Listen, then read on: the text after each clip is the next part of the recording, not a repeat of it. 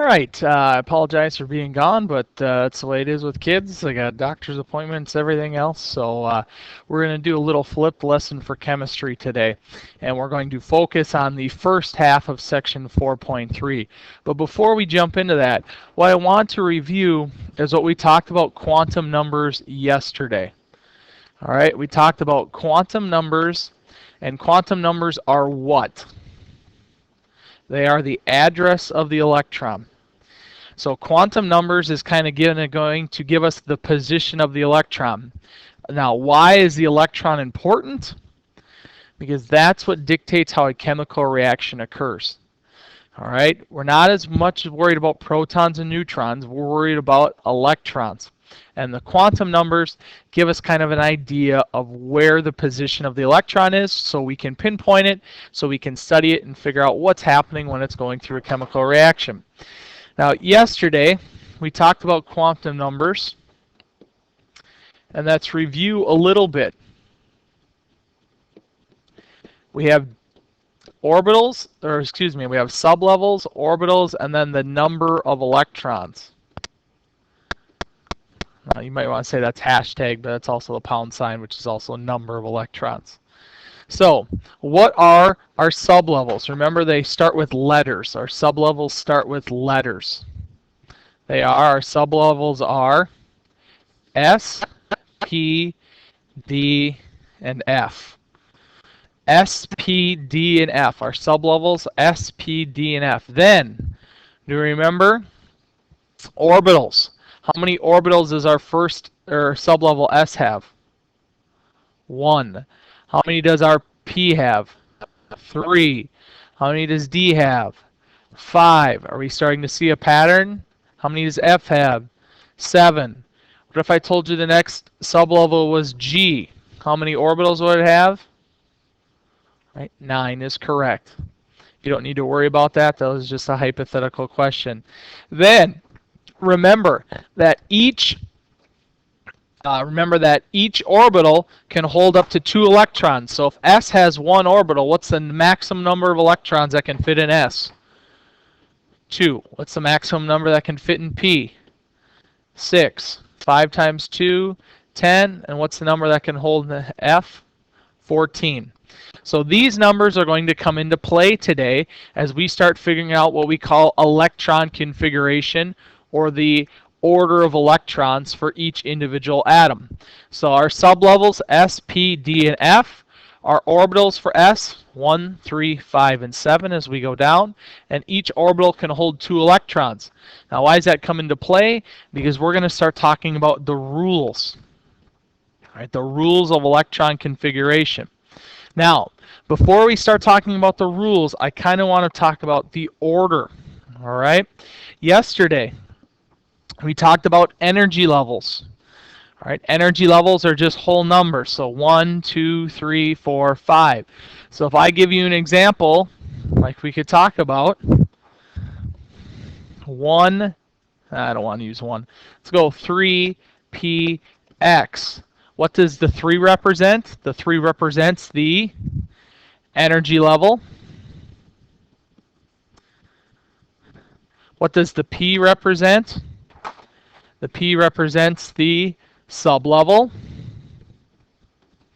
And this X represents the direction that the orbital is pointing, typically on the X, Y, or Z axis. Now remember, there is a 4th quantum number. What is that 4th quantum number? The 4th quantum number is spin, which is +1/2 or -1/2. What we're going to do today is we have now organized sublevels and energy levels. Right. Now remember, let's talk about this. All these S's can hold how many electrons? 2. All these P's can hold how many electrons? 6. All these D's can hold 10, and all the F's can hold 14. Just because it says 2S doesn't mean it can hold 4. 1S holds 2, 2S holds 2, 3S holds 2, 4S holds 2. 2p holds 6, 3p holds 6, 4p holds 6, 5p holds 6. And that should be up to 6. So I should mention that's up to 6, which means it can hold 1 2, 3, 4, 5, or 6 electrons. Same with the D. I have the arrows here, as I'm going to highlight in blue, because this is the order the energy levels go. This is kind of a guide to help you out with the initial strategy. So if I start here and I work down, my first energy level would be 1s. I'm going to go to the next arrow. My next energy level would be 2s. I'm going to start at the top of the arrow. My next energy level would be 2p, followed by 3s. My next energy level, starting up here, would be 3p, followed by 4s. Okay. And we're going to start, my next energy level now then would be 3d, 4p, 5s, 4d, 5p, 6s, 4f, 5d, 6p, 6s. So that's the order that this goes. Now I'm going to explain the order here in a second, but this guide is kind of a cheat sheet for electron configuration, the order in which they need to go. So let's talk about, there's a couple rules for how to write electron configuration. Then we're going to come back to this sheet and we're going to start to learn how to, your target, your learning goal for today is going to be, can you write the electron configuration, or can you demonstrate the ability to write the electron configuration of an element? So let's look at this. We have a couple rules. So configuration is going to tell us the arrangement of electrons in an atom.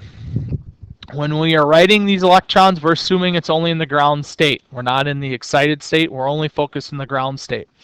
And there are 3 rules here that are going to help guide us when we learn how to write these electrons, or electron configuration. So first one, Aufbau principle. An electron occupies the lowest energy orbital possible. What this rule is saying is this sheet that I have given you right here is the order. So this is 1s is the lowest, followed by 2s, followed by 2p, followed by 3s, followed by 3p, followed by 4s. So this sheet is kind of a way to help you write the configuration down. All right. So this sheet is kind of designed to help you follow the Aufbau principle. All right. If you follow each arrow down, 1s, 2s, 2p, 3s, 3p, 4s, you're going to learn how to do the Aufbau principle correctly. All right. So, but we have to start with the lowest energy level and we work our way to the highest, and that's what that sheet is for. Number 2, the Pauli exclusion principle states that no 2 electrons in the same atom can have the same set of 4 quantum numbers, which makes sense. No 2 houses on your block have the same address.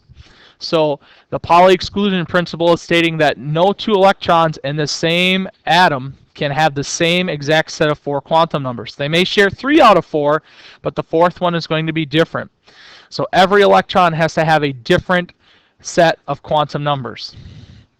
And then lastly, Hunds Rule. And we're going to talk about Hunds Rule real quick here, or when we do kind of orbital notation too, which will come a smidge after electron configuration. But Hunds Rule applies to orbital notation, and it says that orbitals are filled by a single electron before a second electron enters. Now, remember, we got done talking about this graph. S has 1 orbital, P has 3 orbitals, D has 5 orbitals. Let's go back to the example here. And let's pretend I had 8 electrons using Hunds Rule. Remember, I'm going to, according to Hunds Rule, I'm going to complete each energy level first with an up, then a down. So 1s. So how many electrons can 1s have? 2. So I'm going to go 1 up and 1 down. Of my 8 electrons, I now have 6 to go. 2s is my next energy level. I'm following the sheet here, and we'll talk about this a little bit more. 2s. I'm going to go 1 electron up, 1 electron down. How many electrons do I have left? 4, because I'm starting with 8. In the example, I'm starting with 8. Then, this is where Hunds Rule comes into apply. It was really easy with 1s and 2s. I had 1 orbital. But when I have 2p, I have 3 orbitals, which means that I have to have a single electron on each line before I continue to go. So if I do that, I need 4 electrons. I'm going to go up, up, up, and then I'm going to come back with my fourth one being down. And the reason we have the arrows going up or down is the up represents the electron spinning in the clockwise direction, and the down represents it spinning in the opposite direction, or the counterclockwise direction.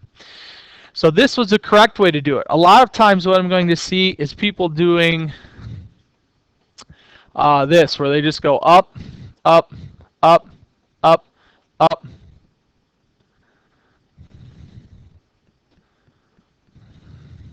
down, down, down, which really, actually, I just did my wrong example wrong.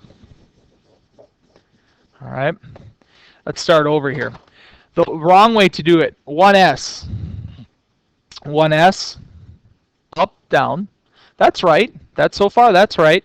2s. 2s can hold 2 electrons again, so I'm going to go up, down. I have 4 electrons left. The wrong way to do it, and the way we get caught, is people just go up, down, up, down, up, down all the way across, and they're tempted to go up, down, up, down. Well, what about this last energy level right here? All right, it's not filled with an electron. I have 4 electrons. Could it have an electron?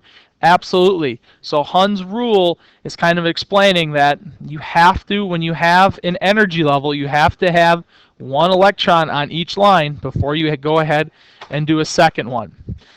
So these 3 rules dictate kind of how we're going to do electron configuration and orbital notation.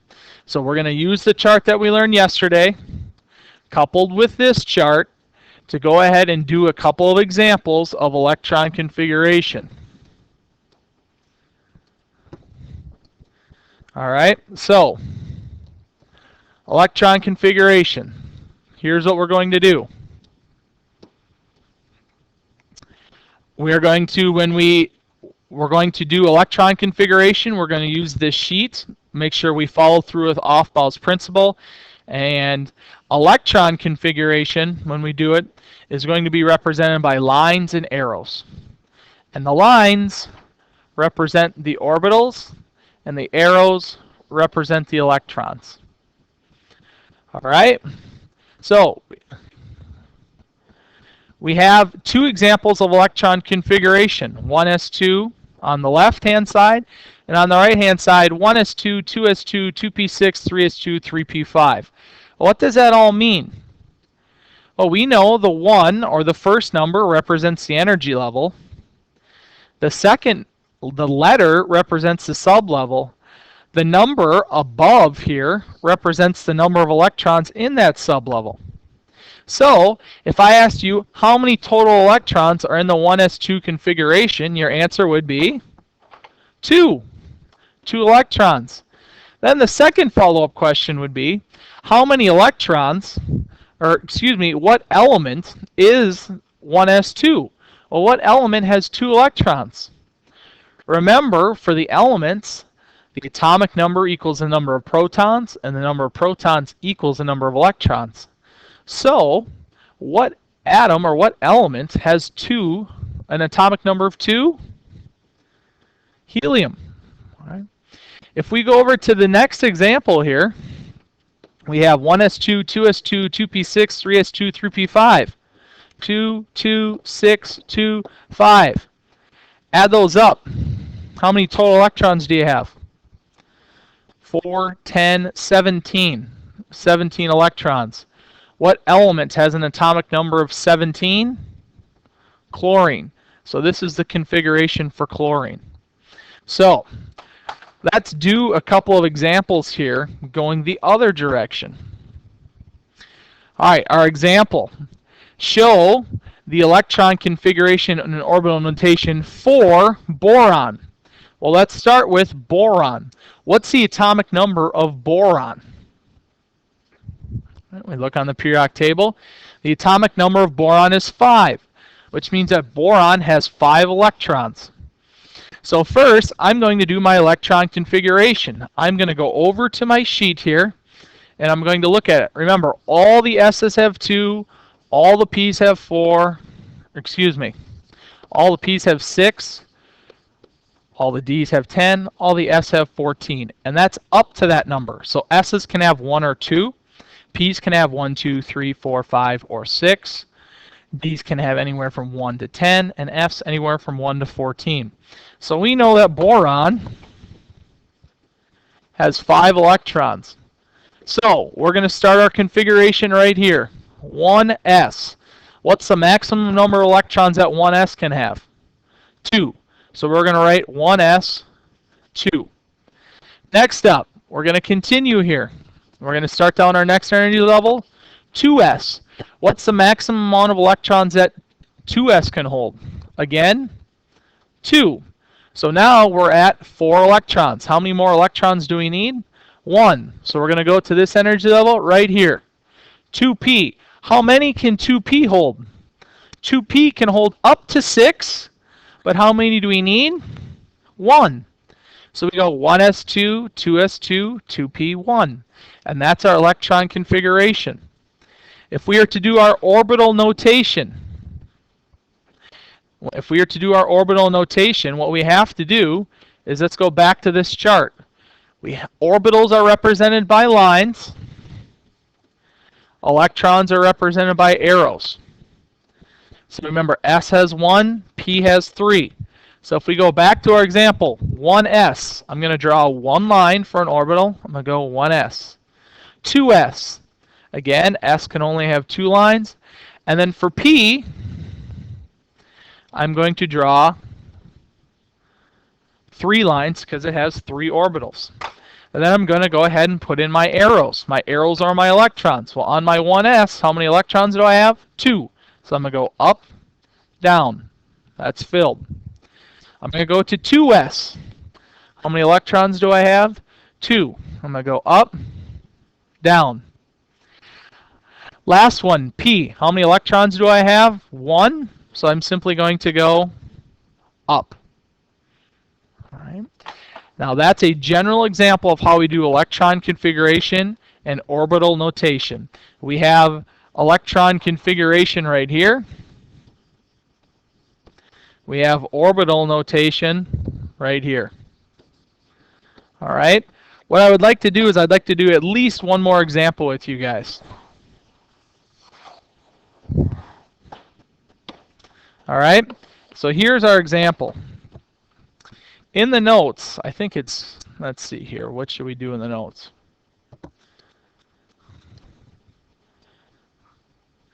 Somebody just pick an element. See if you can guess what I'm reading in my mind right now. Let's go ahead. Let's do titanium. All right, titanium. So let's go ahead. We're going to use this sheet to help us out. We're doing titanium. Now you always have to start with, you're going to look at the atomic number. So how many electrons does titanium have? Titanium has 22 electrons. So we're going to go 22 electrons. So when we write our configuration, we're going to keep going until we get 22 electrons. So this sheet follows the off-bow principle. We're going to start right here. We're going to go down. 1s. How many electrons can 1s hold? 2. So now we, all right, we're going to go down. 2s. How many can 2s hold? 2. We're going to go to 2p. How many can 2p hold? 6. We're going to go 2p, 6. Keep going. Go to 3s. How many can 3s hold? All s's hold 2, so it's 3s2. Next up, starting at the back of the arrow, going down, 3p. How many can 3p hold? 6. I'm going to go to 4s now. 4s can hold 2. And let's count our total number of electrons and see where we're at. We're at 2 plus 2 is 4, plus 6 is 10, plus 2 is 12, plus 6 is 18, plus 2 is 20. We're at 20, and we need to get to 22. So we need to keep going. How many more do we need? Just 2. So I'm going to start at the back of the arrow, go down. We're at 3D. Well, D can hold up to how many? 10. But how many do we need? Just 2. So we're going to go 3d2. Right? That completes our electron configuration. This is our electron configuration. Next up, we need to do the orbital notation. And we're going to do the orbital notation. So how many orbitals does S have? 1s? 1. How many does 2s have? 1. How many orbitals does NEP have? 3. So we're going to go 2p. And I just bracket it to show that those are all 2p. Next, we have 3s, which is 1 orbital. We have 3p, which is 3 orbitals. We have 4s, which is 1 orbital. And then lastly, we have d. How many orbitals can d have? D can have 5 orbitals. And again, I'm just going to bracket that to show that those are all 3D. I'm going to start with my electrons. How many can 1s have? 2. So I'm going to go up, down. Go to my next energy. 2s can have how many? 2. 1, 2. 2p can have how many? 6. So I'm going to go up, up, up, down, down, down. And the reason I go up, up, up first is I want to obey Hunds Rule in case I run out of electrons. Go to 3s. 3s has 2. Up, down. 3p has 6. So we're going to go up, up, up, down, down, down. 4s has 2. So we're going to go up, down. And lastly, when we get to 3d, 3d has how many? 2. So we're going to go up, up. And that completes the orbital notation for titanium. So we have electron configuration on the top using this sheet here, which is on Moodle for you guys. This 1s, I should have mentioned that all the way at the beginning. That sheet is on Moodle. So we have electron configuration on the top, orbital notation on the bottom. I know this lecture was a little long today. However, it's a easy electron configuration is a very easy thing to do once you can figure it out. However, it does take a little time to walk through it. So, with that, I will be back tomorrow to answer any questions that you will have about electron configuration, and we will continue to learn about section 4.3. Have a great day. Yeah.